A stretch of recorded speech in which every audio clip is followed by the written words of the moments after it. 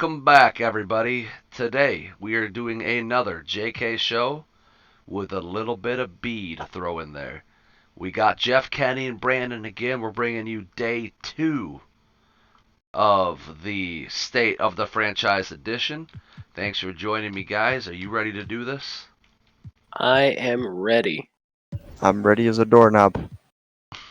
Tonight we're going to be talking about the Ballers, the Stingrays, and the Vixens. Let's jump right into it because if we can get through these three fast enough, we can move on to the Guardians. Ballers! Lion, start it off. Give me their past. The Ballers. I'm going to go ahead and say that they have a B plus past because during their initial draft, before they decided to let their entire team go for some reason, to completely rebuild because they didn't think they were good enough, they drafted Leonard Taylor and put a good team around him. Even though I would say they whiffed hard with their beef. I would say the rest of their team build was pretty good, and I was very shocked when they said that they were going to do a complete rebuild going into this season. So because of that, I'm going to put them up at a B plus. I think they did it right. They just kind of gave up on it. Same. I'm not going to go into too much detail here because I agree with everything you said. I'm going to give them a B plus past because they started winning very quickly as an expansion team. They built the right way. They just blew it up really fast. Let's go to present. Present, I'll start it off. I'm going to, as you can see, they are fourth in the league right now. You can see that their team is stacked. Look at their recent games. They were on an absolute tear through the league. Lost 2 at the beginning of the season. Undefeated all the way up until recently where they lost to the Tornadoes and Pirates. The most impressive part about these Ballers' schedule so far, look at these games. Almost none of them have been against AI teams. The Cougars are an AI team, and then the most recent Megs and Mustangs. But other than those three, every other game has been a user. No other team has played this many user games already, and they're still fourth in the league. So I'm going to give them an A for present. I only see them getting better throughout the season. Yeah, and I have to give them an A as well, and also because they haven't really given me any reason to give them anything less than that. It's not like the games that we have seen they've been blowing anything, or it's just been the games that they win, they do pretty well, and the games that they lose, it's just a loss. It's not like they're choking away victories or anything like that. So they've been pretty consistent, and I'm also going to give them an A. So future, that's where I start to really look down on these Ballers, and you might be surprised with this grade that I'm going to give them. You might think I'm a little harsh, but I'm going to give them a D for their future. If I'm right here, they've traded away their draft picks right next year, right? They don't have a first round pick. They do not have a first round pick in this upcoming year. That is correct. They have no draft capital for this upcoming draft, and they are by far the worst cap situation of any team. I'm doing a little bit of research now, trying to pull this up for you guys so I can tell you exactly how bad they are. But I just remember them being in a very bad salary cap situation. Ballers, they are at 185 out of 150 post Jordan Harrison. So it does include. So basically, what this means is they're going to have to get rid of a couple of players on top of not having any draft capital, so they can't bring in any free players. So if this team isn't successful this year, then they're not going to be able to change anything besides lose people. So I'm going to give them a D for future. I will say they managed to pull in an extra second round pick for this year, so they do have 2 picks still this year. I think if I'm their GM, what I think I'm doing is either trying to trade away some of my bigger contracts or releasing a couple of my mid-tier / low-tier contracts to try to get to the cap, because I think as it stands, they're about 35 mil over. So I guess their goal is to try to replace them with those low overall guys that aren't going to cost them any money and just try to do starter heavy minutes. and I don't think that's going to work. Um, I think we've seen that depth is kind of important, and it's been difficult for these expansion teams because of a lack of depth. Um, so I think being on an uneven playing field with that kind of disadvantage also puts them in a low overall for me. But because I don't see their team getting much worse if they do end up deciding to get rid of just depth, I'm gonna say I'm gonna put them at a B, or not a B, a C. My bad. So another A reason C. why I'm gonna tack on another reason as to why I give these guys a D. When it comes to playoff basketball in the SBF, it's all about being able to. Every game's gonna be watched. They're all gonna be live games. A lot of you guys may not know this, but the Ballers, while doing live games, struggle all season long. Anytime we watch their team play, they just look dysfunctional on the court. So I have a strong feeling that come playoff time, these Ballers aren't going to be able to get it done, and they're going to be bounced early. And if that's the case, with a very tight future, no good draft picks next year, and potentially being bounced early in the playoffs, I just think this is almost as bad as it can get in terms of your future. Because I can't grade your future based on what you have now. I have to grade your future based on the ability to improve it, and I see no ability to improve their future. Bishop, give us your total overview of the Ballers and your grade and reason why. Alright, I know this is going to be a hot take for the Ballers, but I'm going to give them a D. Overall, D. The reason I'm going to give them a D is because, as you said, in played games, they are bad. They are like a tree that has fallen, and it's just now rotting really hard with bugs and stuff. So I'm going to give them a D. Because they just suck. If they're not simmed, they suck. It's a D. That's it for. All right. That is some really, really great expert analysis. Definitely a hot take. Was that a shot? Was that a shot at the Ballers' hot takes? Yes. All right, moving on to the Stingrays and their past. So I'm gonna give the Stingrays a solid B plus in their past. I want to give them an A, but I can't because they just can't get over that hump. They've always been one of the best regular season teams. They have like the history of being one of the most turned around franchises from where they started day one to where they ended season one. These guys absolutely put in some work and improved. I want to give them a higher grade. I'm gonna stick it out with B plus because they've made no good noise in any kind of playoff run.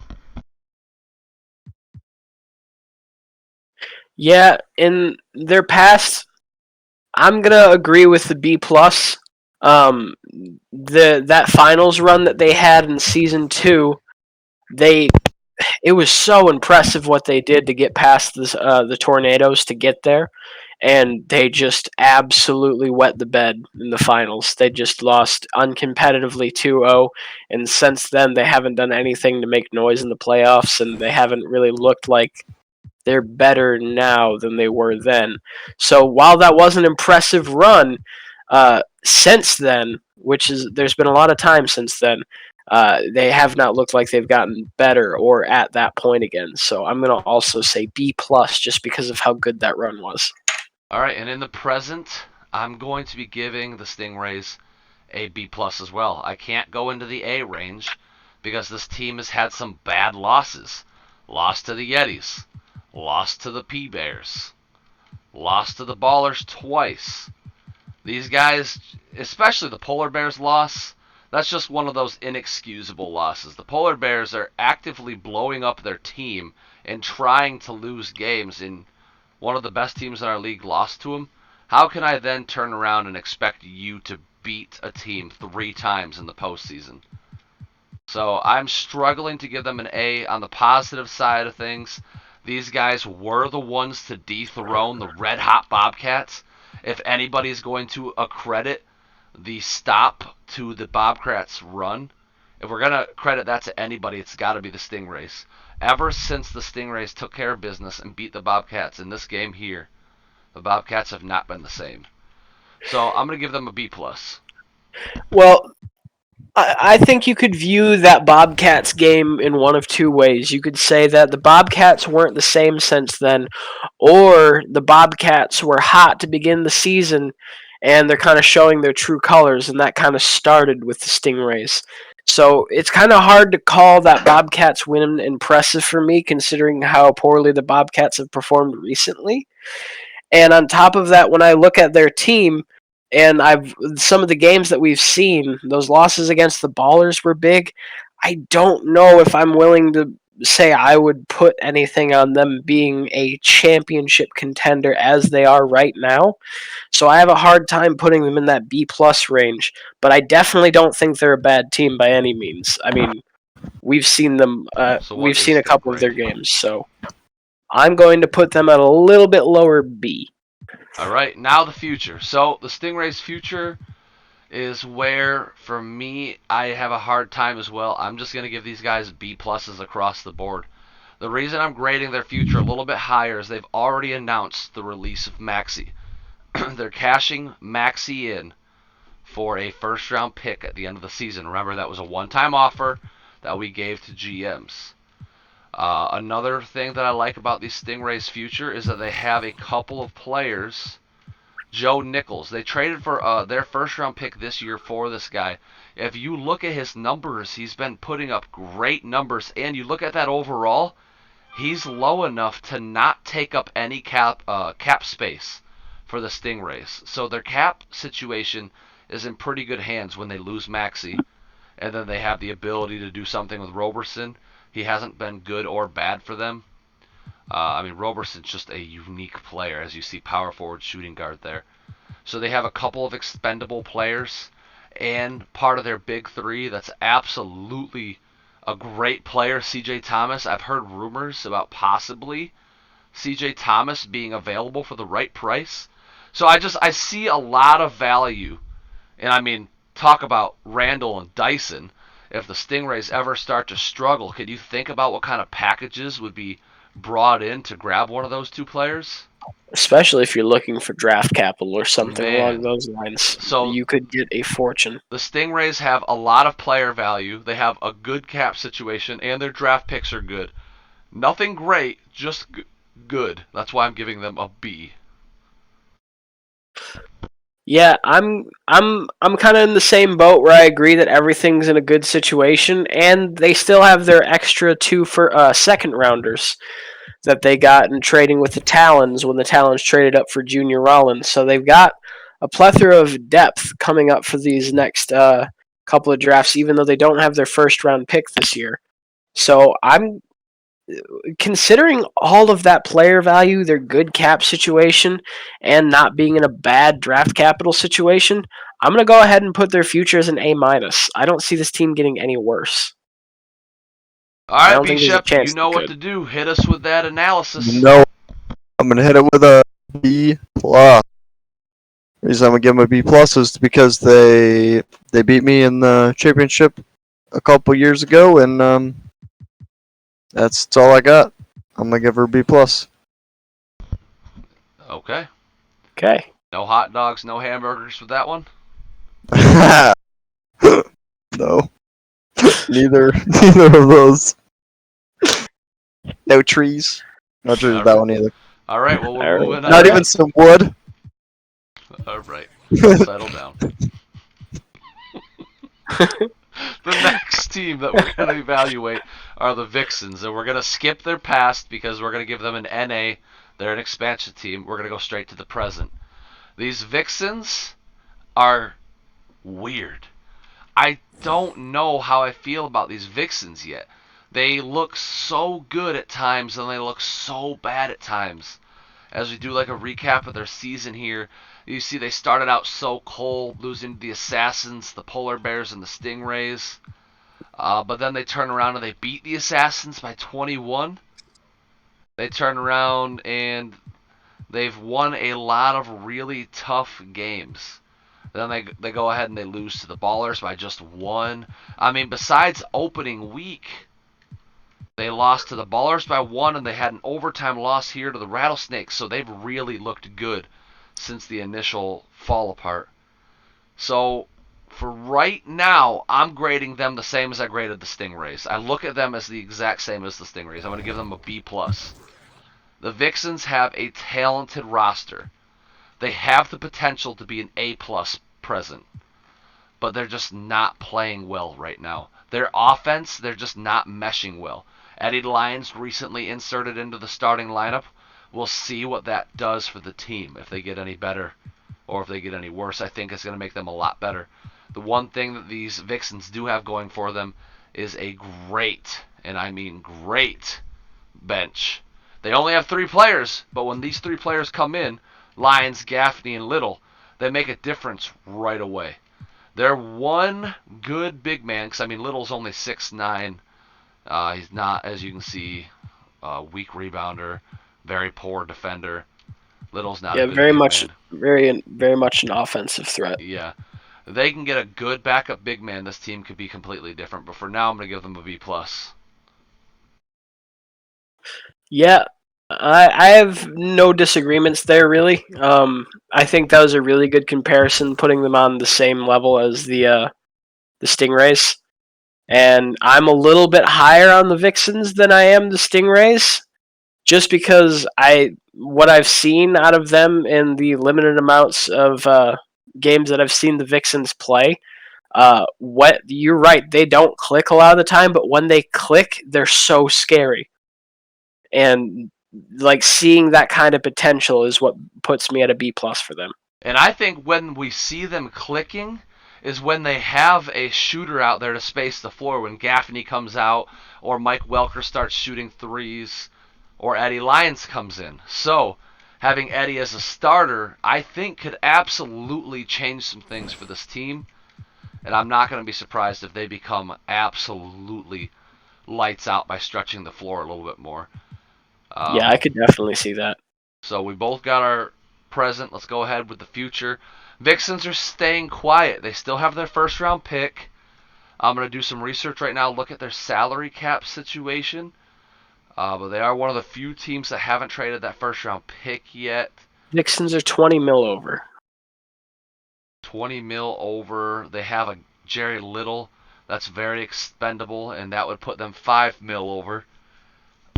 So, I mean, and after that, when I look at the Vixens team, I look at it and I say, who would I get rid of to get myself under the cap? And I'm just not sure.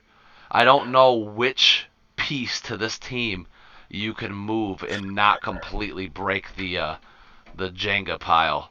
So I'm honestly lower on their future just because I can't visualize it. It just might be me not understanding how they're building this team. So I'm going to give them a B- because they're not that bad off. I don't think they lose anything by getting rid of Jerry Little, to be honest.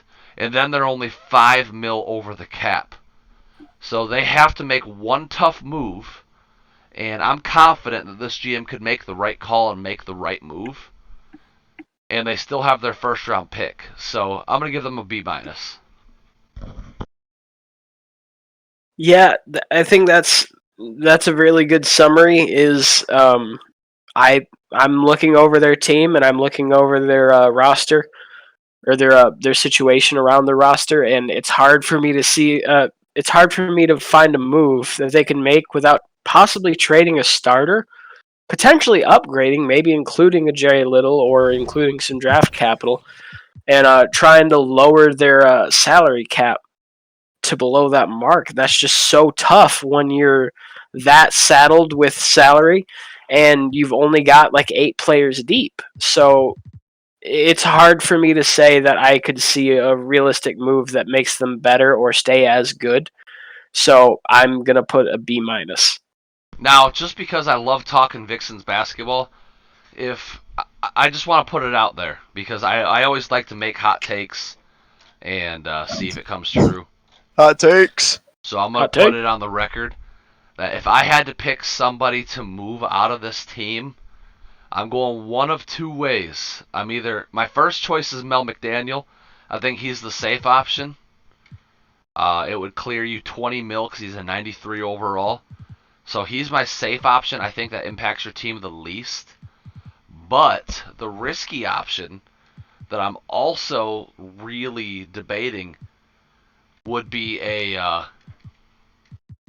one of your big three. I'm looking at Mike Welker. Mike Welker, as much as they like him, he just doesn't necessarily fit what they want. They have Conley, they have Baldwin, they have McDaniel, who are all attacking the paint constantly. And then you add Mike Welker, who also attacks the paint. The only reason I would get rid of a Welker and keep a McDaniel is if I wanted to get rid of a little extra cap room. I don't want to do it, but it's just in the back of my mind, like, is that possible? Do you move on from the first pick that you selected for this team? Yeah, it crossed my mind too, but it just feels so counterintuitive to how they want to build their team. Because I mean, choosing him so high shows you that they kind of want to build around him. I mean, And I he's mean, superstar Mike Welker, but I another understand what you option mean. is Randy Baldwin and then replacing him with the red hot Braxton Gaffney. But that's for another video. Let's move on to B Shep. Go ahead and give us your analysis. I give them a B plus. The reason is break it down, brother. They got the superstar Mike Welker. Then they have Walker. I mean, those are just two great players, and I really like the Vixens team. I really hate that they blew me out by 20. That's all I got. And there you have it, ladies and gentlemen. There is another JK show in the books. We're bringing them to you hot and heavy right now because we want to get through this. Hopefully you guys enjoyed the video, and I will catch you guys on the flippity flip. Sayonara. On the flip side.